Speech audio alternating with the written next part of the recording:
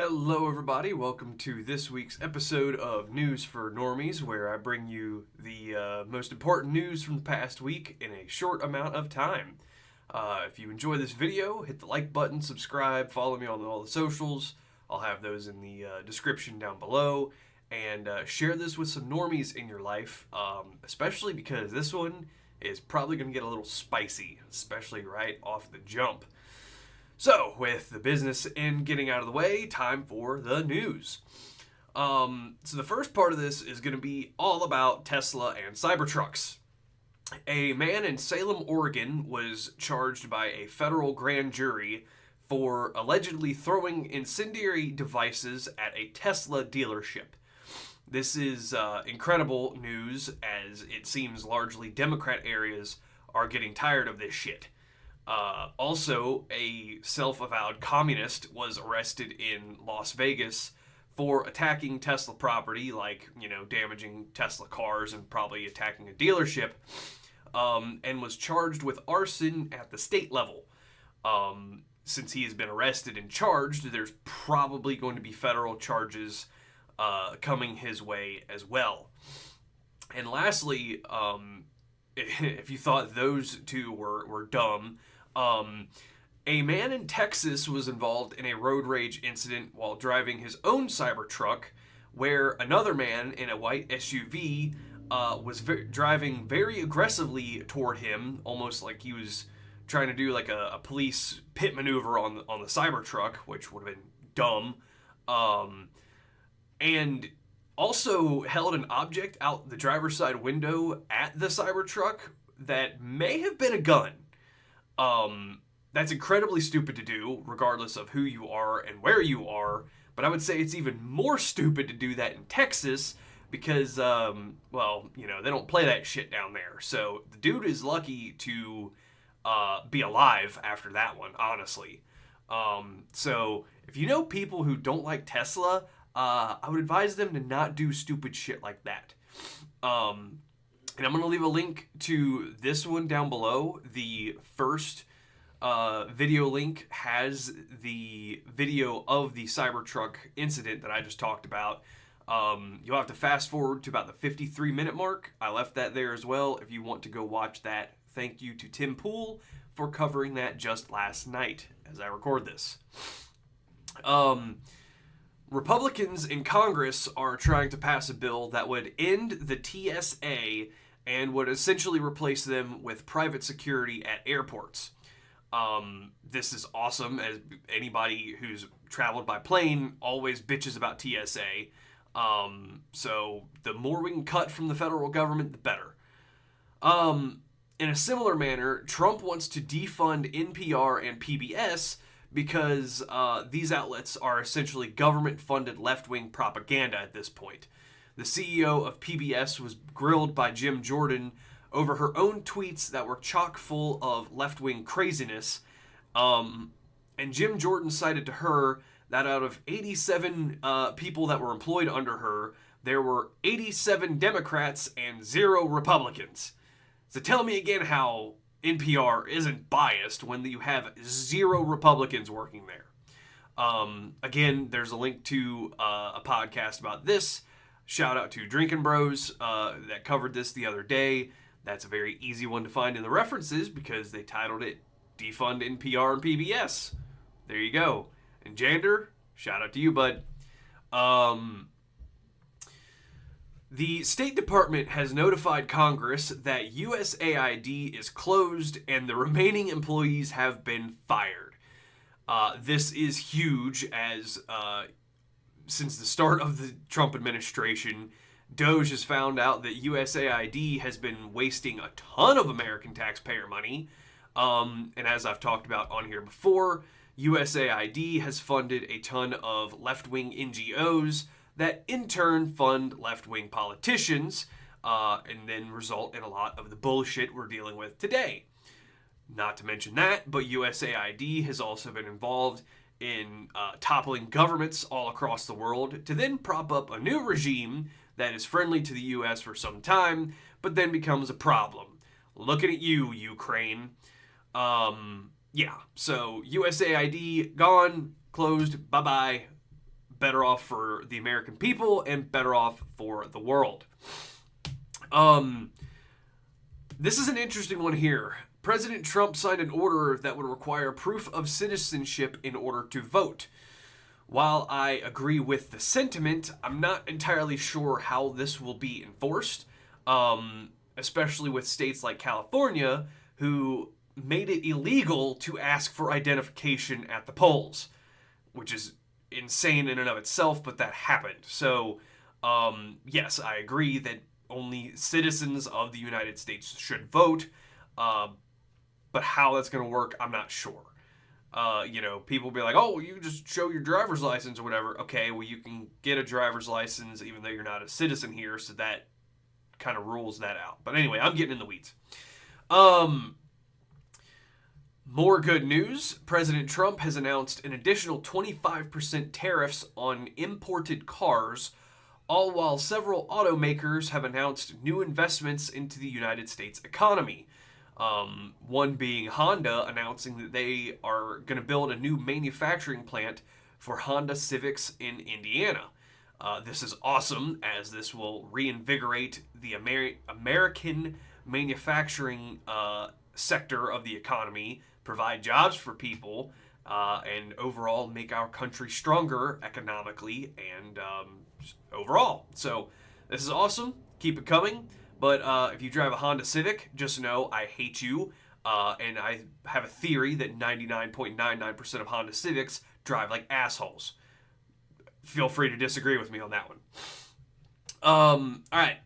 President Trump apparently wants to stop funding Australian universities to the tune of $600 million and cites his reasoning as cutting funds to universities who are teaching pro-communist and anti-Western values. So again, I agree with this sentiment, but at the same time, why are we funding colleges and universities in other countries? This doesn't make any sense to me.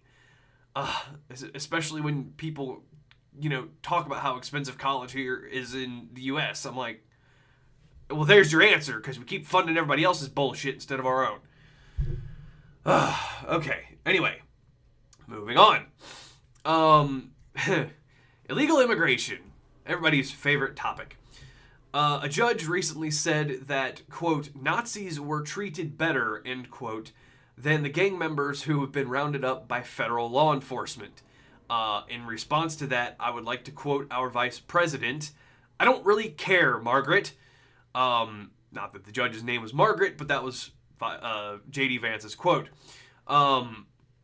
These people were here illegally to begin with. They're involved in violent international gangs that dabble in human trafficking, drug trafficking, and even seizing property in our country.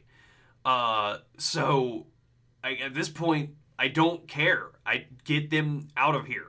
For all I care, these shitbags could be launched into the ocean via a catapult or a trebuchet. I don't care. These people gotta go. And I'm not talking about every single person that came into the country illegally. They should be deported. But if you're involved in a violent gang, I don't really care what happens. All right. War plans. This one got a little bit of controversy this past week. War plans were allegedly leaked to journalist Jeffrey Goldberg via a text messaging app called Signal in regards to military strikes in Yemen. Last week I talked about the Houthis over in that part of the world, shithole part of the world, firing on like shipping vessels and stuff. So as we've learned from history, you don't touch America's boats. So these war plans were allegedly leaked, although nothing really significant came out about the leak. But what is fascinating is how Jeffrey Goldberg got involved in this conversation anyway. If you don't know who he is, he works for The Atlantic and has had a history of being against Donald Trump every step of the way. So why is this guy on this chat? So it seems that Mike Waltz, who is President Trump's current national security advisor, for some reason included Goldberg into the group chat. Why? I don't know. So this was a big blunder for the Trump administration, and obviously you just fed the piranhas on the left-wing media with this one. And hopefully something like this doesn't happen again. Don't give the enemy easy ammunition to use against you. Yeah. Now, in regards to the military strikes, they were apparently successful. No Americans were injured or harmed in any of that, so it was all a success, but it was still bad that this information kind of got leaked. Speaking of people on the right having egg on their face, conservative influencers got duped into promoting a message that people on welfare should be allowed to buy junk food and soda with welfare programs like SNAP and EBT.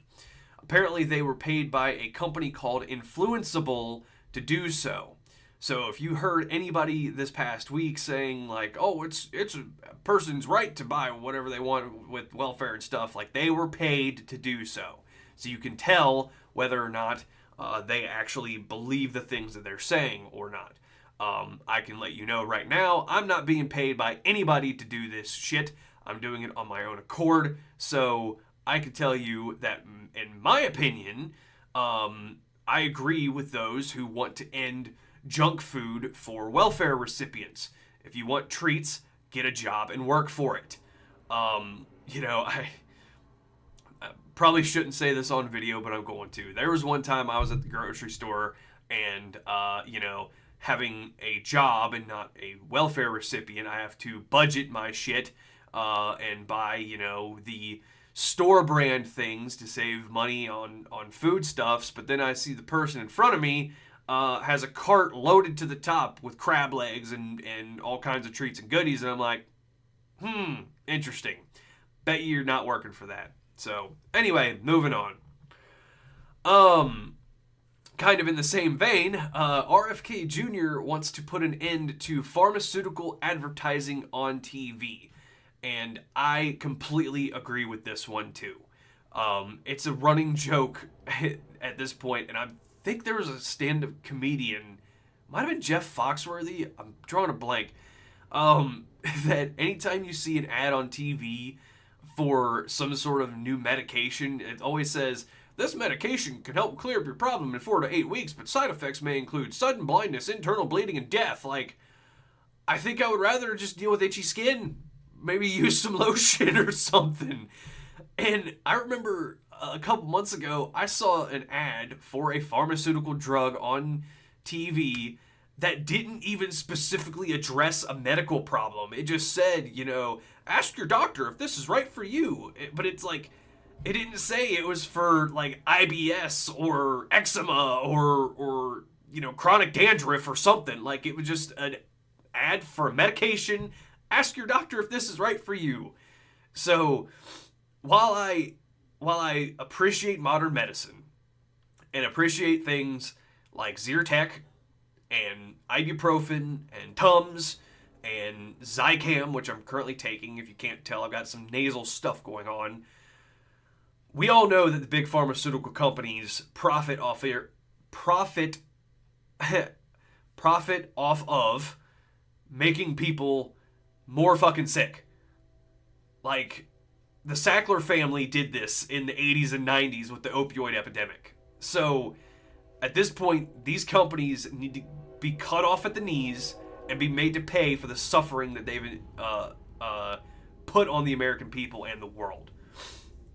Also, there's a train coming by my house. I apologize for any background noise. But I'm wrapping up here. Ukrainian president Zelensky claims that Putin, quote, will die soon, end quote, and it will come to an end. His words, not mine. This is very ominous, and it's unclear exactly what this little shit means by this. But more importantly, I've not heard any other, outlets talking about this except for the PBD podcast. So I'm leaving a link to this one down below as well, because we're in the middle of trying to negotiate ceasefire and peace talks between Ukraine and Russia, and then Zelensky comes out and says this. So it's like, dude, we're trying to put the fire out. Quit throwing gasoline on it, you little shit. Aggravating. So finally, Patrick Morrisey, ending on some good news here. Patrick Morrisey, the governor of West Virginia, signed a bill banning certain food dyes, preservatives, and other food ingredients that are harmful for human consumption. Not legal words, just generalized speaking here. West Virginia is now the first state in the country to do so, and hopefully more states do the same. Maybe old Mike DeWine can get something going on here in Ohio, but he's up for re-election, or he's not even up for re-election. His term's over soon, so I highly doubt it. So, as an example for this, I want to thank Tim Pool again, because he's talked about this recently. Cinnamon Toast Crunch, very tasty breakfast cereal, has an ingredient in it known as trisodium phosphate. And according to a company called Sunnyside, trisodium phosphate, quote, is a non-sudsing powdered cleaner formulated for heavy-duty cleaning prior to painting. Why do we have cleaning chemicals in our food? What the fuck is going on, man? So, this is a prime example of what West Virginia is doing. Good on them for passing this bill.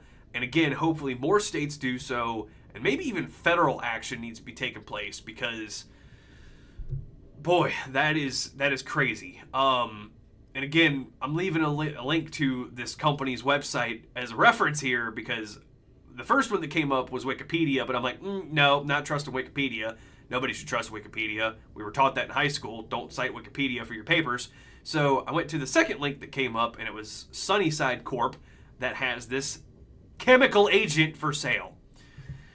Okay, I'm going to wrap it up here. I got to go work on my car. Hopefully that goes well. If you enjoyed this video, please hit the like button, share, subscribe, follow me on the socials. Y'all know the drill. Thank you for tuning in, and I will see you all next time. Take care, and God bless.